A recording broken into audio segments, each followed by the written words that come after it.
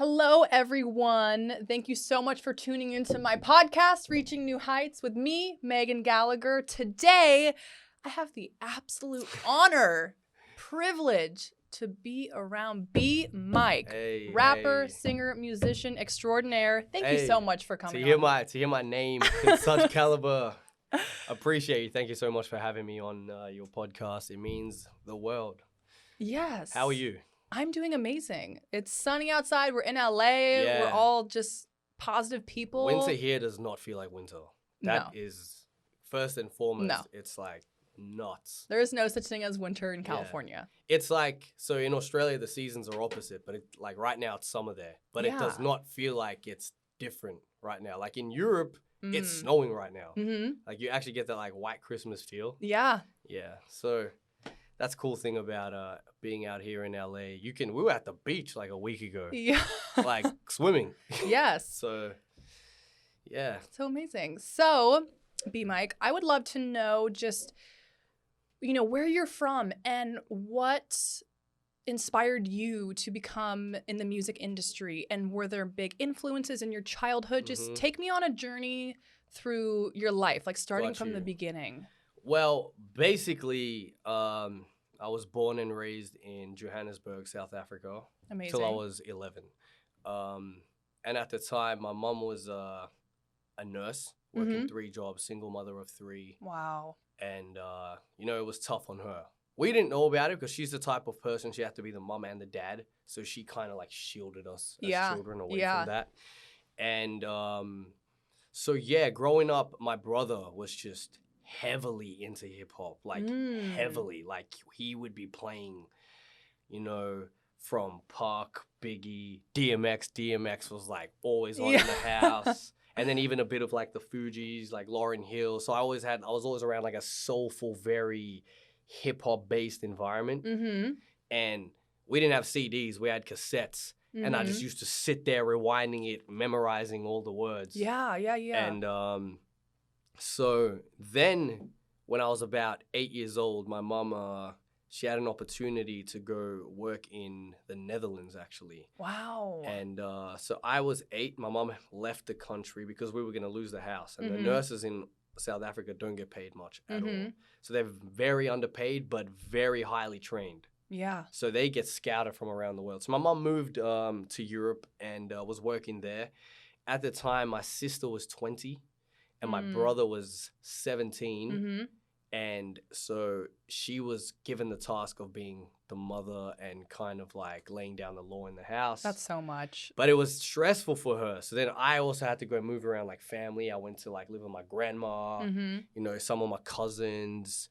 So that kind of, my mom was my best friend. So we had a 2-bedroom house. My brother and sister shared a bedroom. Mm-hmm. And I shared my mom's bedroom with her. So then it was just like, bam, overnight, she goes overseas, and now my best friend's gone, and I kind of had this like void. And I can actually remember it clear as day. I was sitting in the bathtub, actually, and I was like, I'm gonna make a song. I'm gonna go write a song. And I got out, I went and I wrote it. Mm-hmm. It was just so stupid. I was using like words that had no meaning. You just let it out. And then I remember my brother was sitting there reading it. He's like, "Do you know what this means? Do you know what you're saying here?" Do you? And then that was when the bug bit me. Yeah. And it was like, I need this. Yes. Forever. Yes. And then mom came back to South Africa to visit. She had paperwork issues. Yeah. Ended up staying for like another year. Yeah. And then the Australian nursing scouts came and just offered her a job. And like overnight, my life changed. Like literally overnight. Like simple things like, we couldn't afford the things that you would think are like normal, like hot chocolate. We didn't have hot chocolate in the house. Right. You go to Australia, you can have anything you want. Right. It was like literally overnight. My life just like changed. But I'm glad for the uproot, like the kind of very modest upbringing, because I appreciate everything that I've been blessed with. Isn't it true? And then, 100%. You get to see both sides of the spectrum. Yep. And then, moving to Australia, participating in like talent shows, never winning, but you did it. I did it, man. I did it. And my neighbor actually had a recording set up. He used to busk. So I used to go do odd jobs at his house. I used to wash his car, do his weeding, anything that needed to be done just so I can record. Yeah. And then I took a break from it once I hit like high school because I knew that like, you know, that high school makes you smaller. It makes you smaller because now you start getting afraid of people's opinions. What are they going to think if I do this? It's very, very kind of like heavily focused on what's cool. Oh, how dare you try and go be that? You're here with us. Yeah. Kind of thing. So literally like majority of high school, I kind of just like secluded myself a bit. And then when I was 18, like in my senior year, I was just like, nah, I gotta do this. And I went back to doing it. And then, so that's where my take in music happened because I'm independent. And I live in the independent world, which a lot of people listening may not understand. It's very different. If you don't, the main thing in life for me that has worked out for me, we're taught to you know, like go to college, focus all your energy on one thing and focus on one thing rather than spreading your eggs everywhere. And for the most part, that works a lot. But what's really worked for me is knowing a little bit about a lot. Yeah. In life, knowing a little bit about a lot has really taught me everything I know. And for me, I've really been educated by the book of life. In, you know, I read a lot of like self-help books for the most part, being independent is different. It's very different because you don't have a personal assistant or a day manager. Hey, wake up, we gotta go be there. You better hop in the studio now. You know, my studio is wherever I am. If it's a hotel room, if it's here, if it's there. Like, man, some of my biggest songs are recorded in a closet. Are you serious? Yeah. Literally like now it's different. Now it's different, obviously, with different levels of success. As you reach it, you can go to studios. But even to this day, I really live by like, why wait? If not now, then when? So I just live in the moment and yeah, I know that was very long and drawn out, but that's basically my intro into how I got started in music. That I am speechless. That's, I mean, just such a unique story, and that's just so cool. And I love what you said about just you wherever you are, that's your studio. It's like when those creative juices just come in and you get that idea, you're driving, you pull over, you write it in, you make an audio recording on your iPhone. Always. Like, This is something that I feel like modern artists take for granted in the industry of 2020. Let me tell you, if this was 30 years ago, 40 years ago, you're on a plane, you got an idea. Yes. What are you going to do? You just got to keep humming that melody to yourself. Now, it's just like, oh, no. And constantly, I'll be in like the supermarket. People are staring like, what is this guy doing? I'm just like on my phone, like just like reciting something that's coming to my head. Yeah, it's definitely in 2020, we've kind of pulled back like it is for artists. Music these days are for artists. It was a lot harder to be independent in the 90s. Oh, yeah. And I feel like I'm really built for that. I'm not saying I wouldn't. You know what I mean? I've had talks, I've taken meetings. You do need help. If you want to be huge, like I mean huge, like you want to be Drake big, Eminem big, you want to take over stadiums and arenas, you definitely need help. You're not gonna get there without, you know. So, but I do understand. Like right now, I use this analogy a lot, but it's like you can own a whole grape, or you can receive half a watermelon. You know? Wow. So. For me, it's like that. But in saying that, you got to make sure that all your back-end deals are in the right place. You want to make sure you have good people around you. That's the main thing. It's just because, and if like a lot of artists are watching this, you become a product of your environment. 100%. Listen up, people. Doesn't matter who you are. You could be the most strong-minded person in the world. Yep.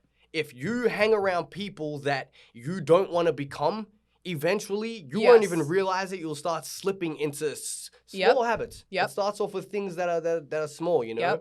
So true. For me, it's very much so making sure I'm surrounding myself with people who not just love me, but want the best for me because I want the best for them. I want everybody in my circle to win. I want my family to win. Yeah. And if I have that, and I'm not afraid to remove any poison and toxicity out of my life. Good. It's weird because people don't understand, like, you know, people try to be generous, you know, put others before yourself, you know, but at the end of the day, you need to love yourself first. And there's a reason why. I'm going to go back to another analogy. Yes, do it all. When you hop on a plane, Mm-hmm. the stewardess says to you, do not tend to anybody else until you put your own oxygen mask on first. And that is life. I can't give A, B, C, and D an oxygen mask if I haven't got my own oxygen mask on first. Yep. So you got to do that. You got to make sure, okay, I want to help out you, and you, but I need to put my own on first. Because if I don't love myself, I can't love anybody. Period. So true. Period. So that comes from a lot of, you need to have, like, coming where I'm from to get where I am now, you wouldn't get there without self-belief. And like years and years ago, I was as confident in myself as I am now. Yeah, it was bad. The music was whack. It was terrible, but you couldn't tell me that. You couldn't tell me. I was like, this is blowing up. This right here, this is what I made on Windows Sound Recorder. It's about to take over the world. Platinum. Obviously, it was terrible.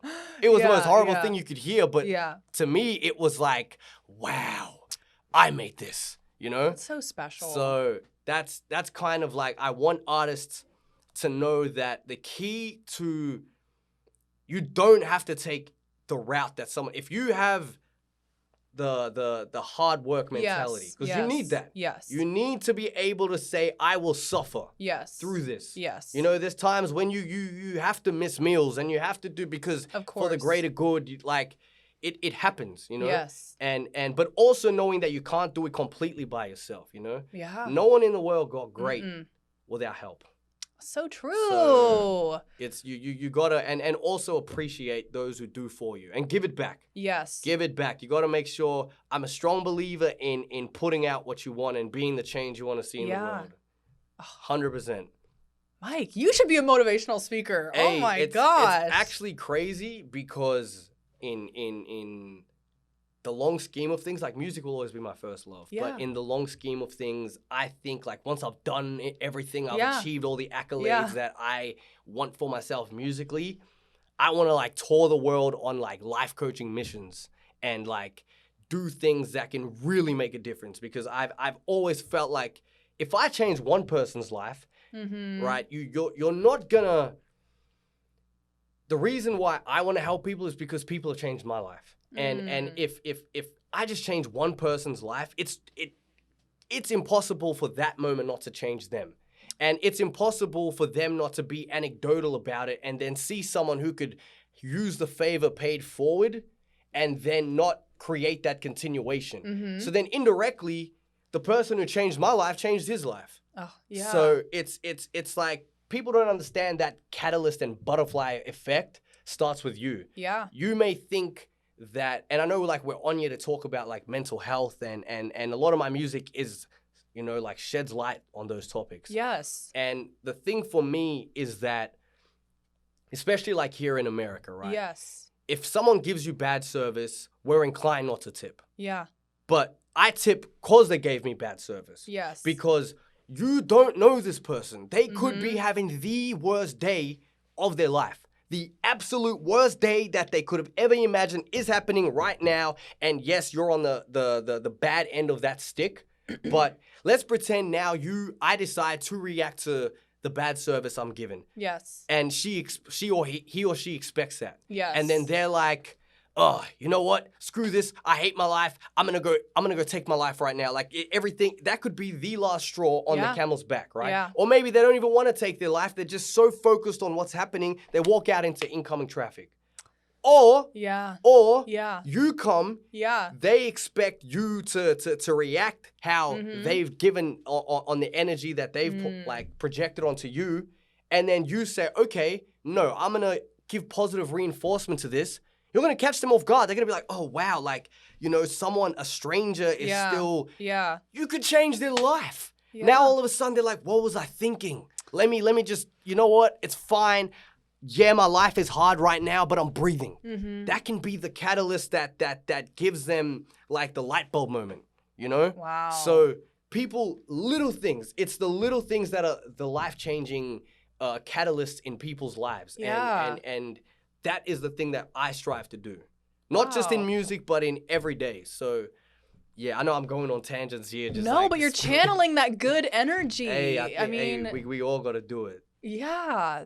Wow. I mean, I resonate and agree with so much of what you said, because for me growing up, I know I'm not, a professional singer, musician, rapper, dancer, but I remember in my bedroom when I was, as young as 11 years old, I couldn't explain how I was feeling. I remember all of these panic attacks and I didn't know what was happening. I couldn't put a name on it, but I would just put on headphones, and at that time it was, now 57 Backstreet Boys and NSYNC and all this early 2000s.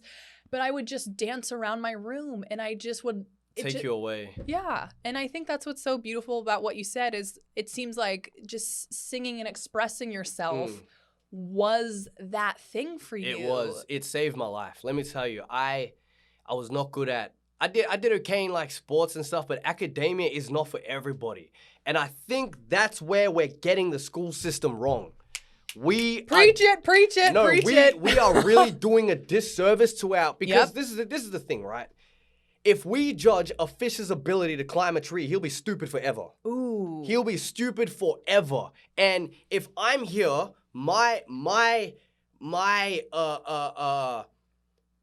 the reason I'm here. Yeah. I really feel like everybody on this planet was put here for a reason. Yes. And if my calling was to help people through music, and here's a math teacher saying, you're going to be dumb. Right. You're really dumb. You can't do ratios. You can't. You can't, the thing is for me, some people excel in academia. Yeah. They like the rule book. Yes. Yes, 2 and 2 equals 4, but so does 3 and 1. And people do not understand that society is getting it wrong. We can't keep doing the same. It's flawed. It's going to keep... The thing is, with social media and everything, people are finding new mediums of expressing ourselves. And the rate of failing and the rate of even submissions to college is declining because people are finding themselves.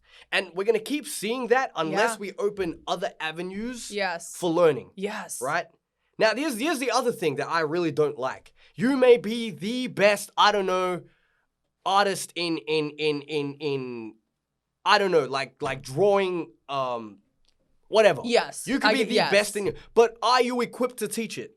Right?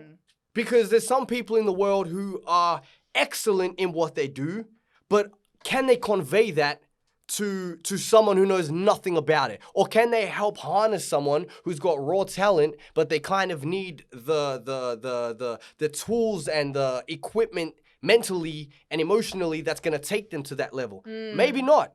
Yeah. So why are we shouldn't only judge them on their skill set, but judge them on their teaching set as well. So I really feel like we're getting a lot of it wrong, honestly. Yes, I agree. Honestly. College was not for me, right? I come from an African household. You can imagine my mother's expression when I told her I'm quitting. Yeah.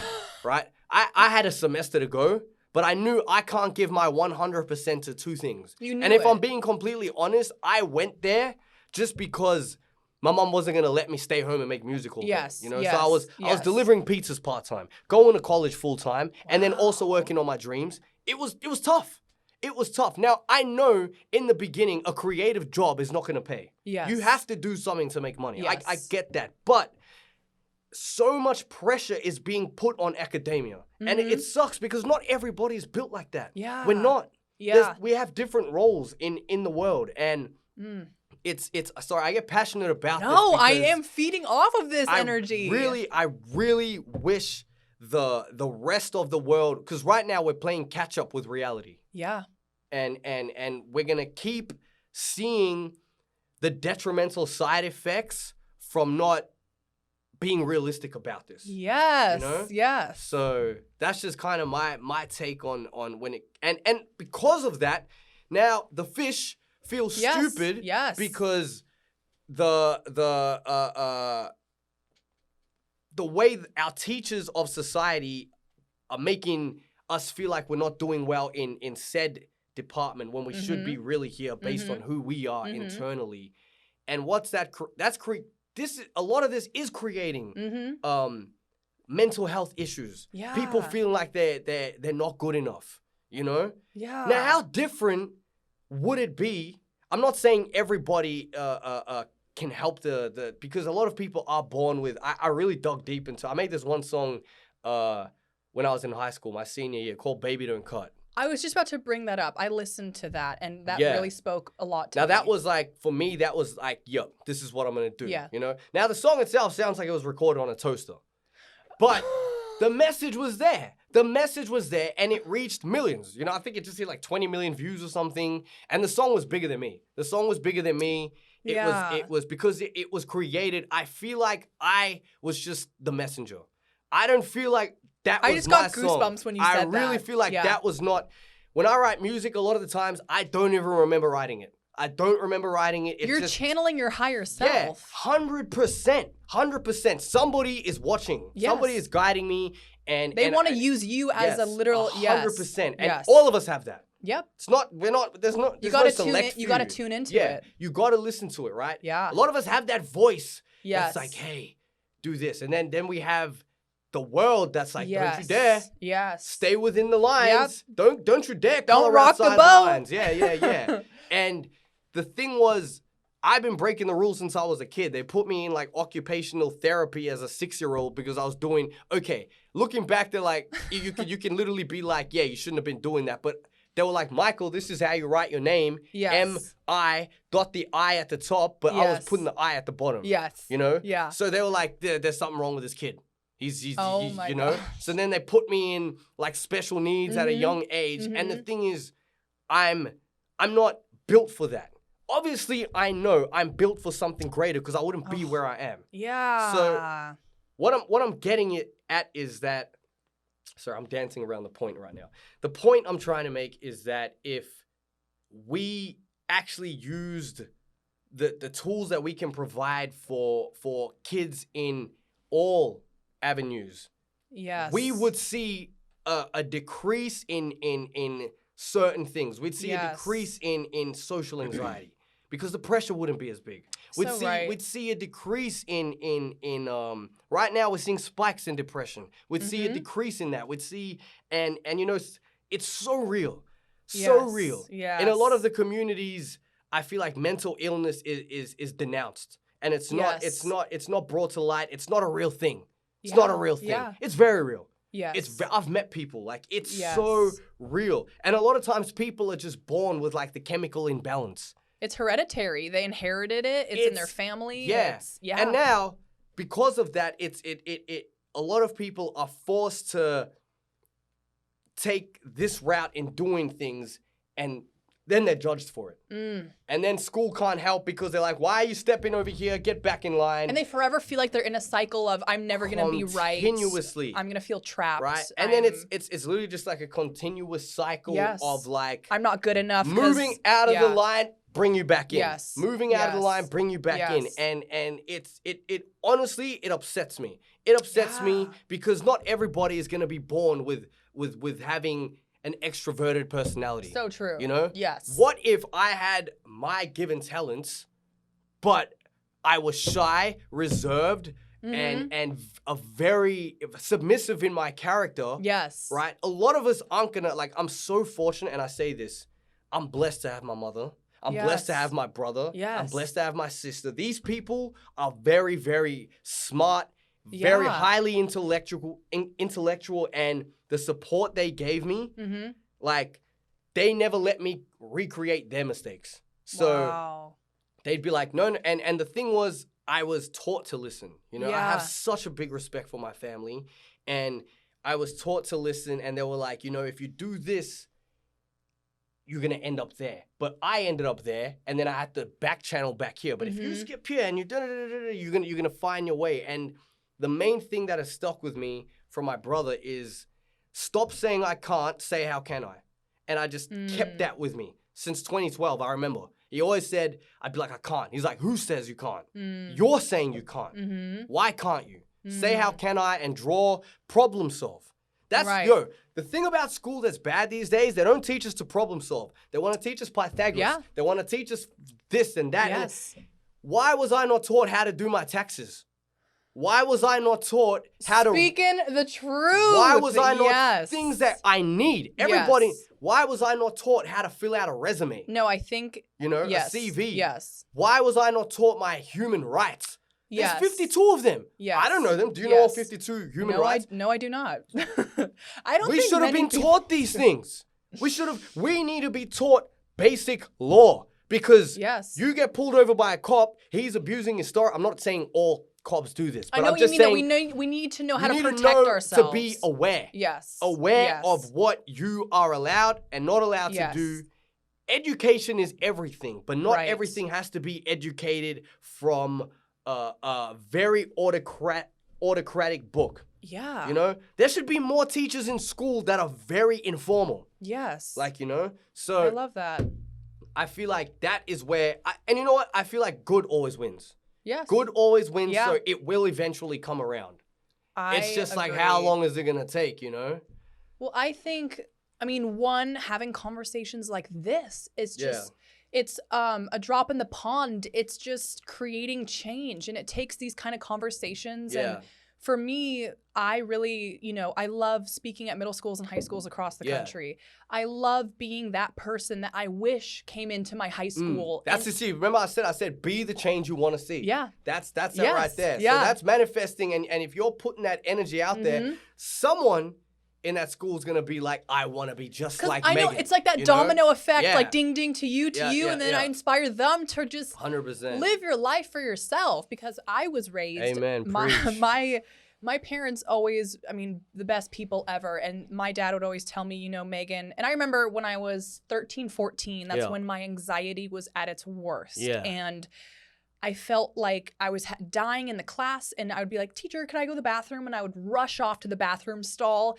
And I just didn't know what was going on. You didn't know. No, I Heart's felt like I was having beating. a stroke or something. Yeah. I would grip this. I'm like, oh my gosh, my vision is tunnel vision. I'm sweaty. I can't breathe. can't I feel even- like there's an elephant sitting on my chest. And I would, come home, and then I remember one night I just couldn't take it anymore. My grades were slipping. I just wasn't eating normally It because breaks my heart to hear that, honestly. Yeah, and I remember sitting my parents down, and I my hands were literally like, Mom, Dad, can I talk to you for a second? They're like, yeah, Megan. They turn off the TV, and I just took this gulp, and then, I blacked out.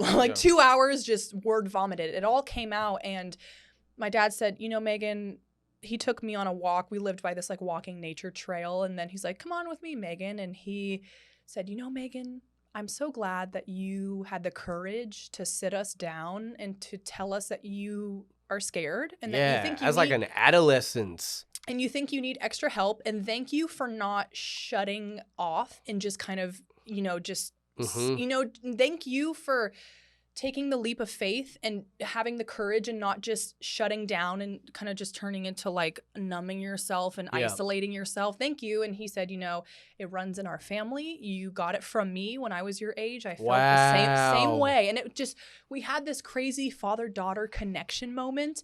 And he also just told me, and I will never forget this. He said, Megan, he kind of stopped me. I said, yes. He said, just make me a promise.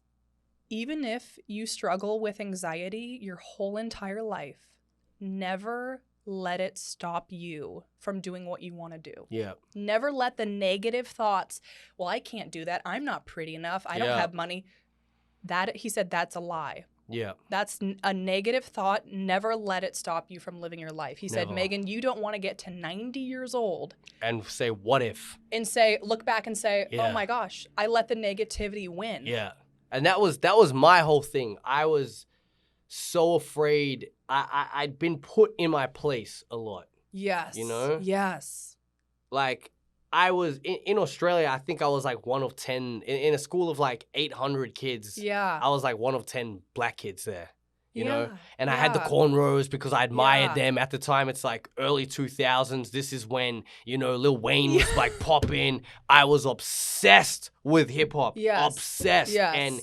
And I'd come there, firstly, I come to school with an afro. Kids are sticking pencils in my hair, and you don't even realize what's that doing to you? Because the thing is, you're different. You're not from there.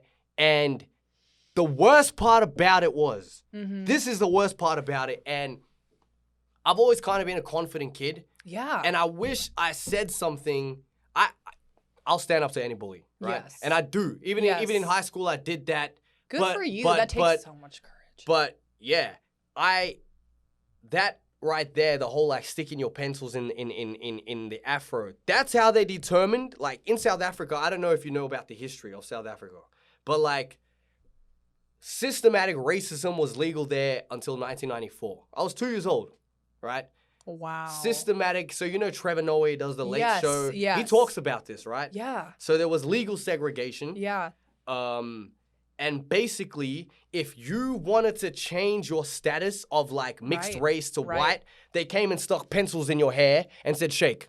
And if it fell, maybe you could change your status to Caucasian or whatever the case was, right? Yeah. My mom knows everything about it because she actually lived through it and she talks to me about it. But the thing is, kids are taught like, okay, this is fine. Yeah, it's not. You know what? They're kids. They're harmless. Yes. They're just like, oh, I'm just sticking. I'm not saying that they're racist. Not thinking about how it's going to make the other person feel. It's not racism. It was just ignorance. Yes. You know what I mean? Yes. And I didn't let it bother me, but anytime I'd come to school, if they had like, so we have school uniforms there. Yeah. We don't have like just free dress. Yeah. If they had a free dress day, I'd come in my big jacket. I'd come with the fake chains, and I was like, I wish you went to my high school. I would have been friends with you. And I came through, and then they just like, oh, spit her up for us, or they'd take my hat and steal it and stuff like that. So that really just like minimized any sort of want in me to do something. Yes. And what I do have to pay credit to my mum in that department, because I think I was like 14 or something at the time, and word got around the school that I'm gonna be performing at this like little thing. Like I think it was like a strawberry festival or something. And so I think like 30 kids from my school pulled up. Not to support, to make fun, right? To chant and to ridicule. And I wasn't gonna go on. And my mom is my biggest asset and my rock in life. Right? I will do anything for that woman. Yeah. And she came there. My mom is tough love. Right? Yeah. She's tough love. She's not going to sit here, oh, it's okay. She shook me. And she said, Michael, you're going to get on that stage. Yeah. Right? And if they laugh at you, you're going to continue until the last word on the last song is done. Because if you go up there, you're going to lose. Yes. And they're going to win. Yes. And you're going to keep feeling like that. You're going to go up there and you're going to keep performing and I'm going to be in the front row and you're going to kill it. Yeah. And she made me do that. Every time I was afraid, I had a band when I was like, I don't know, the same age. They pulled out. Yeah. I had to go do the show alone. I didn't want to do it. She's like, you're getting on that stage. She'd look at me. She'd be like, you're getting on that stage. You're going to, and because she always knew. She told me growing up my whole life, you're going to be something special. You're going to be something special, and those, her words resonate with me to this day. I talk to myself. I look in the mirror and I'm like, you're a winner. Yeah. You're going to go out. You're going to do this today. And it starts with simple things. She'd do things like, a lot of people hearing this are going to be like, wow, did you have like a Nazi for a mother? Like she would do things like, if I didn't make my bed, she'd throw the blankets outside. So, oh my God. But what that taught me as a kid was task completion. Yes. Don't, finish things you start. And I feel like a lot of people who especially want to get in music or anything in business, right? I think like the statistics are like the first 95% don't even finish their dream, right? I have my best friend, he just opened up, he just actually literally yesterday, they finally got the physical product and are ready to launch. They started a gut health company. I love that. Right? So they have this new product coming out and it's called Happy Gut. Wow. And it's amazing. It boosts your gut immunity, lowers anxiety, stress levels. Yes. It's all approved through all the right channels within Australia. Yes. It's amazing, right? Yeah. Now, the product I love, but what I love more is that my best friend finished something he started. Yes. He said he's going to do something, and I constantly checked in. I'm like, do not stop. You're going to hit roadblocks. You're going to hit so many, but you need to keep going. Yeah. Because it's kind of like, I don't know if you've read Think and Grow Rich I have Napoleon 5 Hill. times. Yes. So that's like, my brother made me read that book. Really? And it reminds me of there's this one chapter, I don't know if you remember, 3 Feet from Gold. Yes. That is Yes. my favorite chapter in the book. And the reason why is Yeah. because It's a good you book. can be going for 4 years, Mm-hmm. right? You quit. Had you reached 5 years, Oh, I know. you would have been taken up, right? So So true. I'm so proud of him. And I tell him, and his name's Vlad. I'm going to shout him out for that. I tell him, you've already beaten out 90%, 95%, or whatever the statistic is of your competition. Because it's just that consistent, you keep going. And it stems back to the way we are with society. We're not taught to finish things. So the thing is, my mom taught me from a young age, task completion. You make sure you finish everything you do. Don't leave things undone. Right. So that for me is like every morning, it sets the tone for the day. You wake up in the morning, you make your bed, you want to go do things. You want to wake up in the morning and be like, hey, let me go make some shit happen today. You wake up in the morning, I don't know, for me, I love fitness. I go to the gym, but something that's therapeutic for me is running. Ooh. Because running is difficult because you get to that point where you want to, everything in your body says, stop, I'm in pain. Yes. And you can't breathe. Yeah. And you want to, and then majority of us are like, ugh, all right, I've ran, I'm good. But for me, I'd say things like when I first left Australia and back in 2016, I'm like, I'm going to go. And because the thing is like 70% of my fan base is in North America. And I said to myself, I have to go. And I knew that I had to go because I'd changed. A lot of people would be like, man, your music has saved me. It's changed me, all of that. And I knew that I needed to be where my people are. In a sense, like, obviously I've got fans all around the world, but for the most part, my biggest demographic is America. So when I decided to come out here, I remember just running and wanting to stop. And I'd say to myself, if you stop now, you'll never make it in music. And that thought was so scary to me. I remember thinking like, nah, gotta keep going. And so cool. And you know, my brother always used to say to me, you suffer now to live good later. Suffer now. And you know, one thing is I outwork a lot of people, but I do not outwork him. Oh my gosh, my brother is like the definition of hard work. Like, I wake up in the morning, I'm like, I'm waking up early, 8 a.m. He's already ran to the boxing gym, come back, he's done his work he's already in the office. He wakes up at like 4:30 in the morning. And I'm like, how? Still dark outside. It's crazy how he's 36, right? He's 36 years old and he just outworks me on every level. So I like it because it creates this like friendly competition, like rivalry. Not that I'd ever be in competition with my brother, but it just inspires me. And I love that. I respect him the most out of anyone on this planet. And it starts there, you know, like I started doing the music thing at a young age. He owns a couple real estate companies. You know, I actually bought my first property from him. But he owns like he does like he'll buy homes, he'll renovate, or he'll put tenants in there. But yeah, basically he retired at like 25 and was like, I'm gonna go do this full time. And now he runs like a multi-million corporation. Like he's so successful. And the fact is that I come from the same household he did.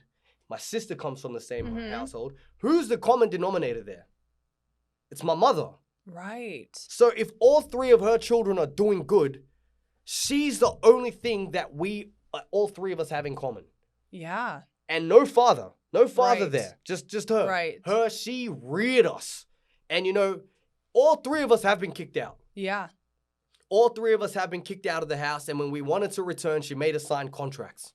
I don't mean together. I mean at different phases because there's a huge age difference between all of us. But she was like, if she made a threat, she followed through every time. Every time. And that taught us discipline. Yeah. I probably wouldn't be as harsh on my children because I'd like to have, the mother and the father in the household when I do have children. But, she did what she had to do. And she wasn't like one of those like mothers that were all like touchy-feely, lovey-dovey, but she provided.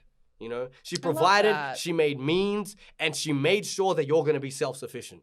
So the thing was, like, growing up, my brother had, he used to make these like houses in the backyard out of cardboard. Like cardboard houses. We used to like have slumber parties in there. But it started there. That was the bite. That was the bug. It was your mother's just her. Do you feel like you owe a lot of credit just to how you were raised that shaped you into who you are today? 100. She won't take it. She won't take the credit. Yeah. She always says, I won't take the credit for your success, but I won't be the blame for your failure. She always said that. Ooh.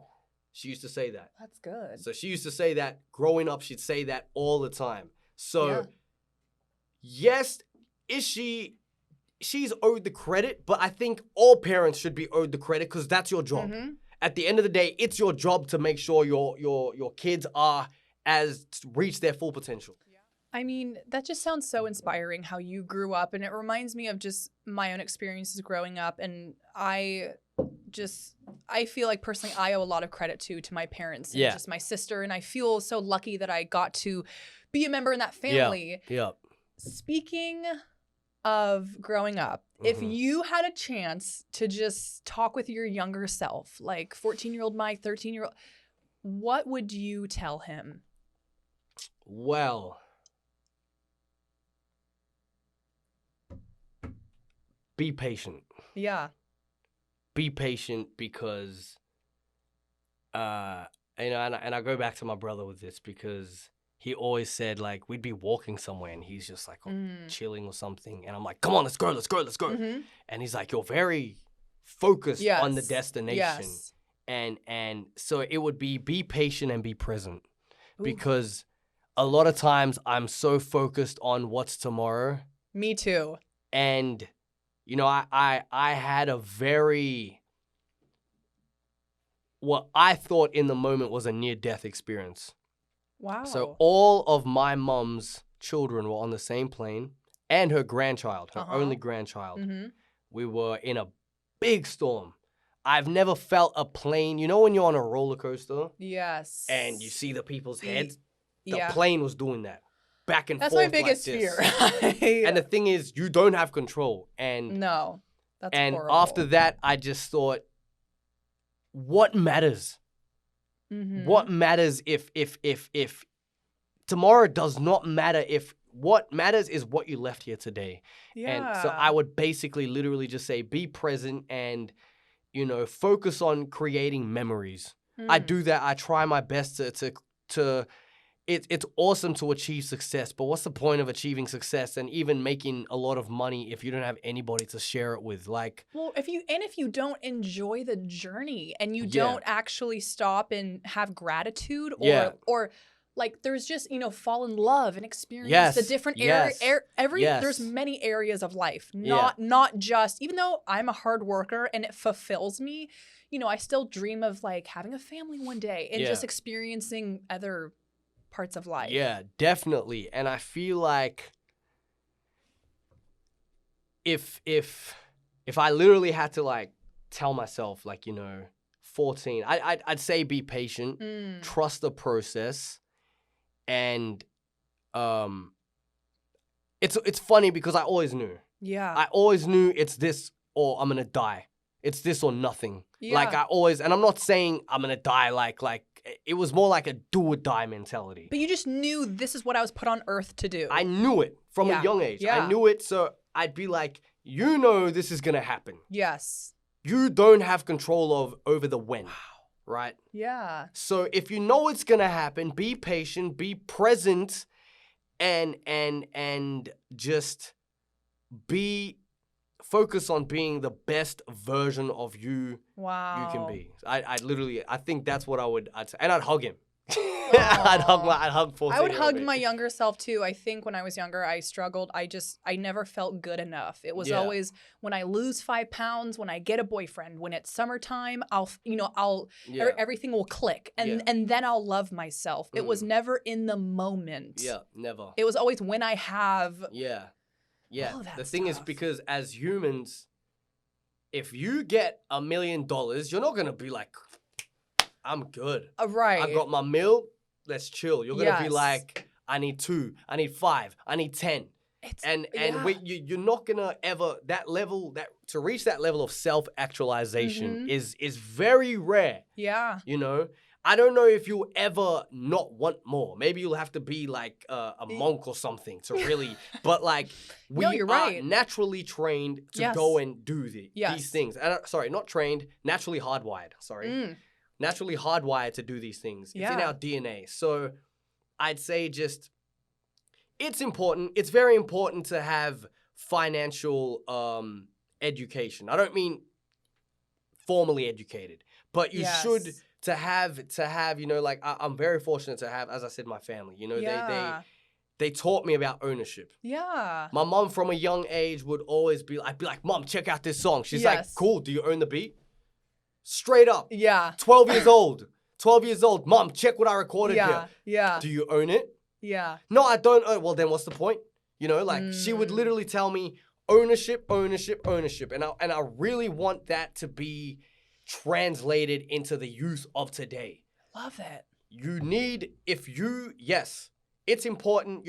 Maybe the route you take is to go through labels and have other people do certain things for you. Not everybody's cut out for the independent world, but you don't have to be a multi-platinum million selling artist to be a millionaire. Right. No. Right. Because the thing is, we look at TLC. They had sold, I don't know, they were the biggest female group. Yes. And then they came out, they were like, we're in debt. Yeah. Because they didn't own what they had. And I know I'm not judging when I say this because back then we didn't have the internet. They didn't have the internet to just go throw their music out there. But we do. We do. Mm-hmm. So educate yourself, all right? I love it. Educate yourself. You need to and we have Google. People are so like quick to jump on Instagram and Facebook. How do I do this? Yo, copy and paste that question and don't leave it up to Tom, Dick, and Harry from your friend list to explain the ins and outs. Or to make choices for what's for your best, highest good. Copy and paste the question and put it into Google. I guarantee you'll have a lot more like a bigger educated response than what you're going to get there. And for those young viewers that are watching and listening, what's your best advice on maybe if any teenager is struggling with anxiety, depression, or they just don't know how to follow their dreams? Like, what would be your best advice? I would say, if you're struggling, speak out. Yeah. I know a lot of us don't have someone we trust. Yeah. But source out, there's so much help from strangers out there in terms of like, you know, like if you, there's certain organizations out there that literally, I don't know what the phone number is. Like I read the it somewhere. hotline? It's like from, I don't know, the certain hour. So they realized from this hour to that hour, the suicide rate is highest. So they have this hotline that if you text, I need help or something to, somebody will just start texting you. And you know, we're more inclined to open up to strangers than someone else. So true, because we don't feel that judgment. It's an unbiased opinion. So we don't have, you can do that. Yes. And if you do have someone to talk to, please do. Please do, because you won't regret it. Yes. You will not regret it. A lot of times, people who failed, you know, at taking their own life said, I wouldn't have even attempted if someone just stopped and said, are you okay? And that's the one thing I hate about us as a human race. Is we want to help, but we don't want to be the first. Yes. We don't want to be, my mom always said bad things happen because good people do nothing, right? And if you see let's pretend someone looks like they could use some help and you ask them, they don't need help or they refuse it. You tried. Who cares? You're never going to see them again. But on the off chance that you actually do create a difference, why not? It's free. Right. You're not going to lose anything. Right. You're only going to gain something because of that feeling that you get. And then I'd also say if on the other side in terms of like if you're young and you know, because I've been there. I've been at a place where I felt like Because not every kid knows at 14 what they want to do. No. So that's a gift. I definitely knew. I was very blessed by knowing at that age that I'm going to do this. And if you're one of those kids and you're so passionate about it that you're obsessed, you literally can't stop thinking about it. It keeps you up at night. Keep that. I cannot stress this enough. Do not lose that passion. It will take you a long way, right? I love that. That's so 100%. awesome. It will drive everything. It will drive everything, Yeah. and you will get there. It's impossible to fail if you give up. If you don't give up, it's impossible to fail if you literally just keep at something and you learn from your mistakes. And you know, like they say, a smart person learns from his own mistakes, but a wise person learns from the mistakes of others. So Smart. look at your surroundings. Yes. Right? I didn't have people to tell me this. Look at your Yes. surroundings. Be like, why did that happen for him? And if I don't want to end up like him, what should I not Right. do? Or if I Smart. want to end up like him, what did he do? Right. You know, model Right. success, things like this. But I would definitely just say, work hard, Yeah. relentlessly. Because when you're young, you Great. got the time, you know? Yeah. And if you fail class, who cares? I'm not saying go in and intentionally like flunk, but I am saying it's not the end of the world. It's not. It's not the end of the world. I'm a college dropout. It's not the end of the world. Me too. Yeah. I mean, I love that. so I Mike! guess that's what I would say. Sorry for Amazing. rambling. I know I can just No, go it's off. my jaw's been on the floor the whole time because I've just been soaking in your positive energy. I love your and story too. Like, thank you so much for having me on here. Thank and, you. I loved hearing that you travel to different schools and you Yeah. preach. I think that is Yeah. so selfless. I'm just trying to, I truly feel that we all are put on this earth for different reasons Yeah. and we're meant to cross paths with the people that we meet 100%. and I feel lucky. This is by no coincidence. No, it's not. And I feel lucky that, and I know I'm put on earth to just help others. Yeah. I know that. Yeah, 100%. And like, because I know Yes. you've done TED Talks, right? Yes. Yeah. I'm about to do my second in a few Wow. weeks. Yeah. I'll make sure to tune in. That is incredible. Thank you. Incredible. It's actually an inspiration to me. I'd hope to do one day myself. You so- should. They're so much fun. Amazing. So, Bmike, Yes. what is the most embarrassing thing you've ever done as a teenager? I met a girl on Facebook and we were meeting at the movies and I walked up to the wrong girl and I just started talking about things that we've talked about. No! And she's just looking at me and I'm like, so I didn't know you were gonna come here. And I was just like talking. She's like, who is this guy? This is not real. I literally like walked up to her and I'm like, oh, you got here earlier than usual. Yo, good thing I was a teenager myself. Oh. Cause could you imagine if like I was like a few years older than her and I'm like yo, an who's old this man creep? and- Like, yes. yeah. So that is the and then I realized because the real girl showed up and I was like, I'm so sorry. Like they actually did kind of look the same. Yes. So yeah, that is by far the most embarrassing moment of my life. Oh. 100%. That made me cringe so Ah, much. Yeah. Don't remind me. It was bad. It was bad. Okay, my second question is, it's so serious. If you could be any type of potato chip, what would you be? That's easy. A sweet potato chip. I love it. Oh, you mean like a crisp? Just any, yeah, crisp, yeah. Oh yeah, easy. Hot Cheetos. Ooh! 100%. Flaming hot. 1,000,000%. Yes. 1,000,000%. I love that. Yeah. I love any type of Cheeto. Yeah. I like the puffy ones, like Cheeto Okay. Puffs. Yeah. It's so fulfilling to eat 100%. them. And last but not least, Okay. so if you have ever had a time in your life Yeah. when you felt just kind of rock bottom, hopeless, just like, how can I turn a new corner? How did you make that shift to like see the light at the end of the tunnel? How did you was it a person or a situation or someone said something, a song lyric that just got you out of that funk? Well, it came from the fact that before I even read the book, like the 3 Feet from Gold, Yes.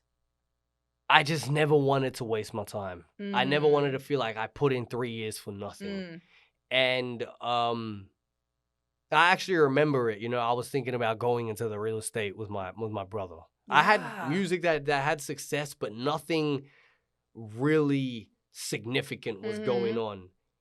But I guess I would say just you got to dig deep. At the end of the day, when it comes to if you want to do something big, no one's going to care more than you. And if you want it bad enough, you know, if you want it bad enough, you just gotta trust the process. And I just take it back to not wanting to be 50 years old and being like, what if? Right. Yeah. That's basically it. And I mean, it sounds cliche, but you gotta just trust the process. And I love it. Yeah, but it all comes back to self-love. Just being able to look in the mirror and being like, you got this. Maybe not now. And I'd say this. One thing that helped me, you can't think about, how long is it going to take me? 2 years, 3 years? It's got to be a day-to-day thing. Right. It's got to be and you know, I struggle with a lot of social anxiety. I struggle with especially caring about, I used to care so much about what people thought of me. These days, not so much. Yes. But I would just 1,000,000% just say, yeah, it just all comes back to like believing in yourself to a point where you gotta like psych yourself. I know you have to get yourself in that zone of like, you know what? I'm gonna be my own cheerleader. Yeah. Go out the door, get dressed, just you're fine. Yeah. Yeah. I guess, yeah. I mean, that's all I'd have to kind of say on in that regard. I could talk forever, but like to give you just a straight up answer, like how to just pull yourself out, it's just, yeah, being like, I'm gonna do it. That's just like I gotta do it, and trusting in the thing that initially made you want to do it in the first place. Go back to that. I know. Why did you start? Yeah. Yeah. Ask your why. And when you know the thing is this, if you know your why, you'll always do it. Chase the passion and not the money. That's the other thing. I love it. Chase the passion. Thank you all so much for watching having me. Tuning in. Mike, everyone, you've been amazing, and thank you for being so open and sharing your story. Anytime. I'm so appreciative. Once again, this is the Reaching New Heights podcast with me, Megan Gallagher. Bmike. Thank you all so much, and remember, always reach new heights. And there it is, right there. You can find me on social media, Instagram at Megan W Gallagher. And where can our fans? Yeah, I mean, I don't know. You can find my music on Spotify, YouTube. Just type in Bmike, and on Instagram, I'm just at It's Bmike. Amazing. Thank you so much, Bmike. Everyone. Thank you so much for having me. See you later. Bye.